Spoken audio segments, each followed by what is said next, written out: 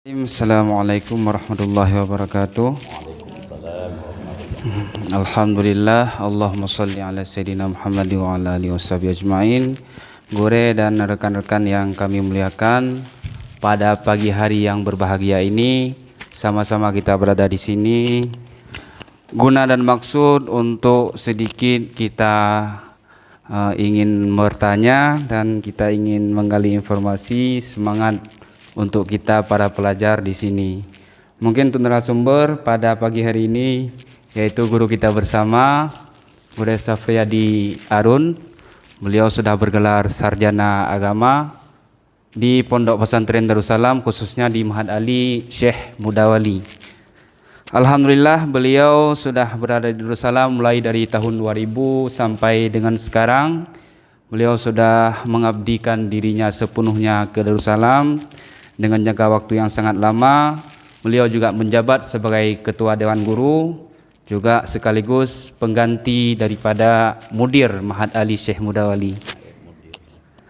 Adapun dengan demikian, ada beberapa hal yang mungkin akan kami mencoba untuk menanyakan pada Gure. Mohon untuk Gure memberikan pencerahan kepada kami.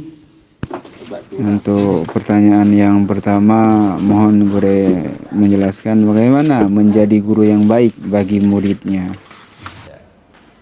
Menjadi guru yang baik itu memang sebagaimana diajarkan guru-guru kita, maka itu kan ditulis di kita. Jadi apabila ada 3 perkara pada seorang guru, itu akan sempurna nikmat pada seorang guru. Guru yang baik itu yang pertama, dia yang paling penting, kita akan berhadapan dengan murid-murid yang kadang sebagian nakal, bandel, malas, bodoh. Kalau yang kita harapkan kan guru yang mengharapkan muridnya murid yang cerdas, yang pintar, yang rajin, yang tekun. Tapi itu kan nggak bisa kita harapkan 100%. Pada guru harus ada 3 perkara. Pertama, sabar. Kesabaran untuk kita harus kuat. Memang itu jalan satu-satunya. Kemudian tawadhu. Guru itu nggak boleh sombong, nggak boleh terlalu angkuh, arogan, kan? Harus siap terbuka dengan murid, nggak melulu harus guru yang belajar, yang baca, yang menjelaskan. Kita memberi, makanya guru itu memberi kesempatan murid bertanya, kemudian guru melayani, menjawab. Kalau tidak bisa ditunda.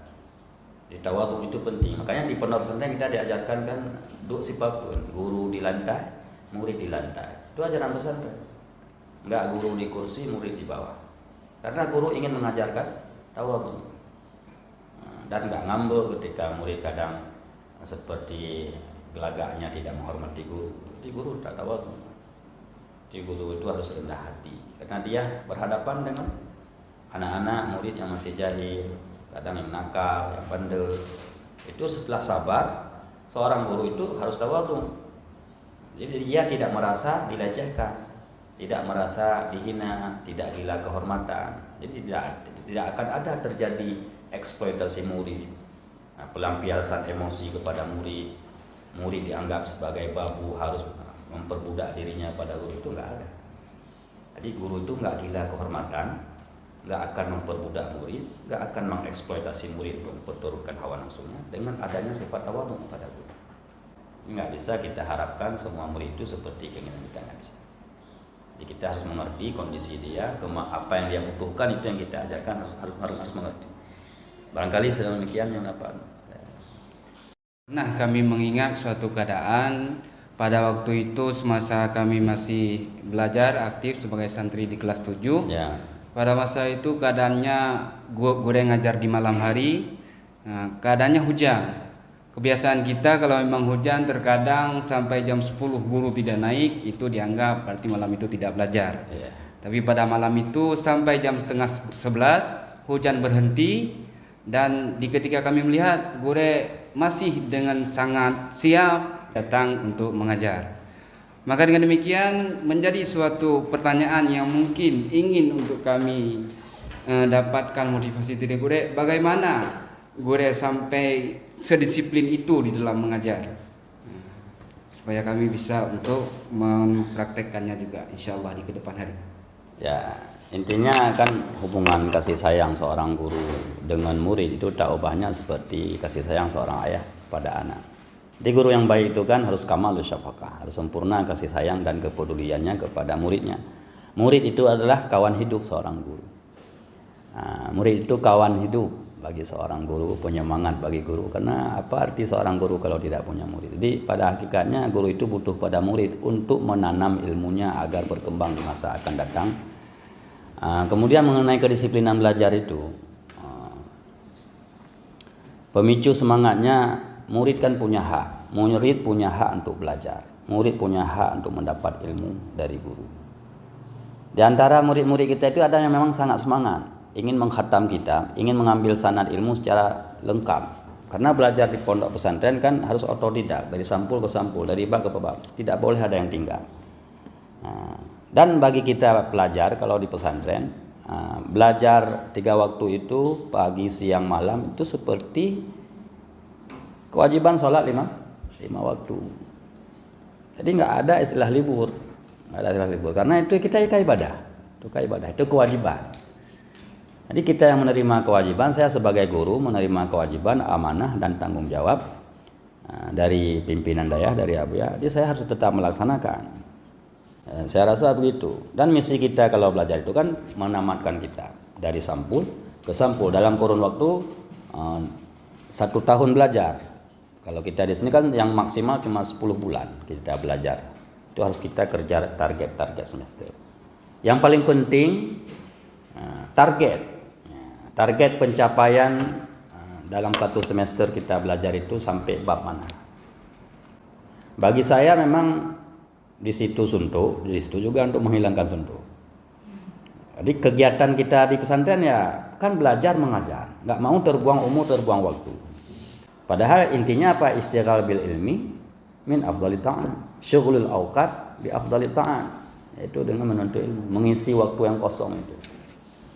Kita nggak mau waktu itu kosong, berjalan percuma. Jadi sia-sia umur kita. Dan terus terang kalau saya pribadi, kenapa sampai harus memaksa keadaan kadang-kadang? Memaksa keadaan walaupun hujan tetap belajar. Karena saya ingin merubah kebiasaan guru agar tidak mencontoh yang buruk. Itu sengaja banyak hal yang saya demonstrasikan di Darussalam ini, bersabar dengan penuh semangat. Saya tetap berprinsip ingin membuat contoh yang baik agar sistem pendidikan itu berjalan baik, kedisiplinan dalam belajar meningkat. Maka mau tak mau al-asan yuqaddam nanti prinsipnya. Yang senior itu pasti didahulukan, pasti dicontoh. Barangkali begitu jawabannya. Selanjutnya, Guru, mengapa pelajar sekarang kurang termotivasi di dalam belajarnya? Mungkin seiring dengan berkembangnya zaman tidak sama. Kita nggak mungkin memaksa zaman sekarang seperti zaman dahulu kan. Karena perputaran zaman itu semakin cepat, makin global sekarang, makin banyak hiburan-hiburan, makin banyak tawaran-tawaran duniawi yang memudahkan. Maka kita bandingkan kalau dulu semangat belajar orang sangat tekun, sangat rajin, sangat yakin dengan keterbatasan ekonomi, keterbatasan fasilitas, kemudian orang tua di kampung pun pada susah-susah. Tapi kenapa santri malas belajar? Lambat sampai cita-citanya, lambat bisa baca kitab, lama alimnya lah kalau bahasa. Kalau dulu ekonomi susah, belanja kurang, kitabnya terbatas, dengan serba kekurangan tapi berhasil, ilmunya mantap. Barangkali itu ada banyak indikator, itu banyak faktor yang menyebabkan santri sekarang kurang semangat. Bisa jadi yang pertama dari diri, memang kurang tekun, kurang rajin, akibat dia tidak punya target-target dalam belajar, tidak ada tantangan-tantangan. Yang kedua, karena faktor lingkungan barangkali, lingkungan perkotaan, lingkungan tempat hiburan, banyak dibuka-buka kafe sekarang, yang muda-muda itu balap-balap liar, kemudian di rumah tetangga kanan kiri nggak ada yang mengaji, jadi dia nggak akan terarah, terdorong untuk ingin belajar jadi ulama, jadi tengku, karena dia waktu pulang kampung nanti mikir nggak ada yang suka pada pesantren, karena lingkungannya dia nggak mendukung. Dan yang paling banyak pengaruh sekarang ya memang HP ya. Itulah akibat sebelum mondok di pesantren dia sudah megang HP, sudah akses kemana-mana. Dia ketergantungan pada HP sangat tinggi. Tapi itu nggak menjadi kendala soal HP, sebab di pondok kan nggak dikasih HP. Saya rasa itu bukan faktor kemalasan belajar karena HP, bukan. Karena dia kurang pengarah. Jadi kita usaha kita beri arah. Ada yang lain pertanyaan? Apa lagi kira-kira? Bagaimana cara untuk mencetak karakter pelajar supaya pelajar itu menjadi disiplin di dalam belajar? Memang pada awal-awal anak itu kan harus ditakdim, harus ditaklim, harus diajar dan diarahkan dengan peraturan-peraturan, dengan ancaman-ancaman sanksi. Tapi itu tidak bisa kita harapkan maksimal untuk menanamkan karakter, karena melalui pemaksaan, ancaman hukuman, dicukur rambut kalau nggak pergi jamaah, disuruh angkut pasir, angkut batu, disuruh berdiri. Memang dalam syariat begitu juga, ada pemaksaan-pemaksaan pada awal-awal. Tapi untuk menanam karakter itu nggak bisa dengan selamanya kita paksakan. Supaya karakter itu tertanam baik, sikap disiplin dia terwujud, nah yang paling efektif adalah lisanul hal afsah min lisanul qal. Kondisi lingkungan kita sudah terbiasa tertib, maka anak-anak akan tertib. Maka itu dilihat dari hal keadaan kita guru, senior-seniornya. Nah, ketika pergi jamaah, semua pergi jamaah, dia dengan sendirinya terikut.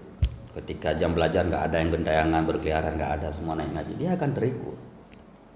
Tanpa kita beri edukasi, banyak penyampaian, marah-marah. Nah, itu nggak penting dengan banyak kita bicara. Tapi yang lebih penting kita banyak beri contoh dengan sikap, tindakan. Maka yang paling penting adalah hukumannya sifatnya mental, rehabilitasnya mental. Mental dia yang kita perlu rehab. Bagaimana caranya? Kita rangkul dia. Kita dekati dia, bahkan kita anggap dia seperti anak kita. Kita sayangi. Kita tanya-tanya, tegur sapa, kita ajak makan, ajak minum, kadang sekali-sekali. Ajak makan. Jadi dari dulu dia menganggap bahwa guru kurang peduli pada dia, ternyata guru peduli. Jadi ketika dia mendapat tempat di hati guru, seolah-olah guru sayang pada dia, akan berusaha jadi murid yang baik. Dia akan taat pada aturan. Saya rasa begitu. Tidak selamanya untuk mendisiplinkan santri itu dengan aturan ketat dan ancaman-ancaman sanksi hukuman. Kita bercerita-cerita tentang susah payah orang tua mencari belanja. Yang diharapkan kalian memang untuk berhasil ya harus patuh pada aturan. Kita buat takut-takut juga, itu kan sanksi mental. Kalau tidak patuh peraturan, kita nggak ada doa guru, ilmu kita nggak berkah.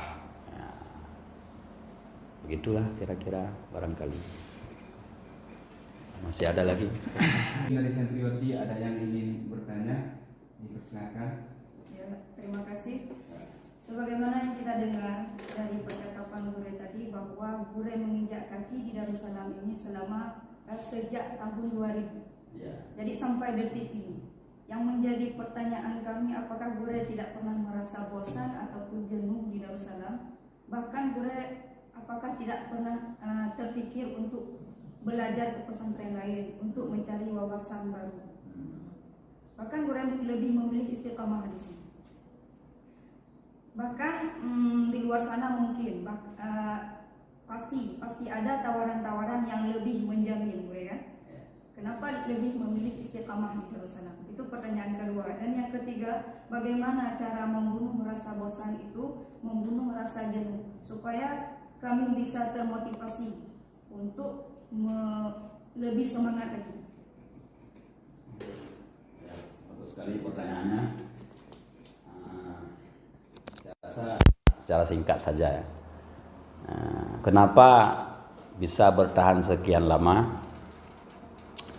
Dalam kurun waktu sudah 23 tahun ya, barangkali sudah beranak 3 saya di sini.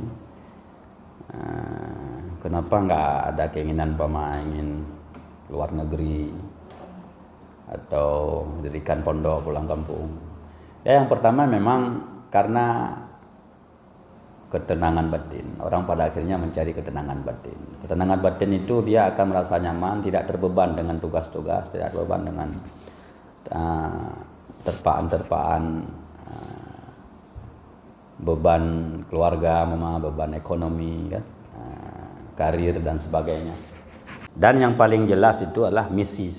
Memang misi saya sengaja dari dulu begitu. Karena nggak ada guru-guru saya yang bisa bertahan sekian lama ingin memberi contoh dan tanggung jawab terhadap kemajuan daerah Darussalam ini. Saya paksakan diri dengan segala keterbatasan yang saya miliki, mencoba ingin menunggu dalam kurun waktu yang lama, menunggu untuk ada kesempatan memajukan daerah Darussalam ini. Di mana ada peluang-peluang untuk maju pendidikan, saya siap ambil peran di situ. Karena sudah terlanjur cinta, mau gimana lagi? Walaupun kekurangan banyak kan, itu nggak ada masalah biasanya. Jadi timbul cinta itu karena rasa nyaman di sini. Dan tak dipungkiri lagi memang keharuman nama besar Abuya Syekh Mudawali, karamahnya, kan, murid-muridnya. Dan yang kedua itu memang dari guru saya. Nggak perlu saya sebutkan namanya. Saya percaya sekali bahwa setiap amanah dan nasihat yang dia titipkan pada saya, yang saya jalankan, semua terpenuhi. Memang benar seperti dia katakan. Akhirnya saya bertahan di sini. Karena saya selalu diawasi, dipantau secara jarak jauh oleh guru saya itu. Jadi saya ikut terus arahan beliau. Nah, gitulah kira-kira. Yang kedua tadi apa? Kenapa lebih memilih istiqomah? Ya mungkin karena keadaan mengatakan demikian. Jadi saya nggak bisa, kita harus melawan keadaan. Maksudnya kenapa Guru nggak terpikir untuk mencari Pondok yang lain? Ya untuk sekarang barangkali kapasitas pondok pesantren, balai pengajian, TPA, di mana-mana sudah ada, bahkan melebihi kapasitas dari jumlah masyarakat di Aceh. Jadi orang-orang dahulu sudah mendirikan dirikan pondok, dirikan balai pengajian. Mereka yang rintis. Nah, tugas kita sekarang untuk menghidupkan, memajukan. Jadi saya rasa lebih baik menguatkan apa yang sudah mereka bangun, apa yang sudah mereka rintis. Tugas kita sekarang untuk melanjutkan, bukan menambah yang baru. Saya rasa begitu. Sehingga untuk memperkecil persaingan sektoral itu harus dikurangi ya. Nah, rata-rata pun banyak pondok, balai pengajian kan sudah terbengkalai. Nah, tugas kita lah ini, apalagi yang di Maha Ali, untuk menghidupkan kembali. Makanya di mana-mana ada peluang saya selalu tawarkan agar guru-guru Maha Ali ini, juga santri-santri Maha Ali bisa magang berbakti untuk memajukan daerah-daerah pondok-pondok pesantren yang di kampung-kampung itu. Jangan buat lagi yang lain. Begitu barangkali. Ada yang lain? Ada yang untuk melawan rasa malas ya, melawan rasa suntuk itu. Makanya Ihya'ul Ulum. Jadi hirsul ilmi tuhyil qulub. Jadi haus kita penasaran. Haus penasaran, ketagihan pada ilmu itulah yang menghidupkan suasana hati kita. Dari hati yang sepi jadi semangat. Makanya orang yang dia bergelut dan memarasah dengan ilmu tak pernah sepi. Karena kawan dia dengan ilmu, dia seperti duduk-duduk dengan para ulama itu, duduk dengan pengarang kita, masuk ke pikiran ulama ini, dibantah ulama itu, beda-beda pendapat itu, kita seperti berada dalam sebuah ruang forum. Saya sendiri begitu, setiap baca kitab jadi semangat, ini seperti duduk-duduk dengan mereka ini. Kok Tengku bilang begini, sedangkan Syekh Pulan bilang begitu. Seperti lagi diskusi. Padahal kita berhadapan dengan kita. Tapi secara tidak langsung kita sudah masuk ke zaman pikiran mereka. Begitu barangkali. Ya. Sebagai penutup, terima kasih banyak kepada Gure yang telah mau meluangkan waktunya untuk sedikit berbagi pengalaman kepada kami. Mohon maaf atas segala kekurangan. Assalamualaikum warahmatullahi wabarakatuh.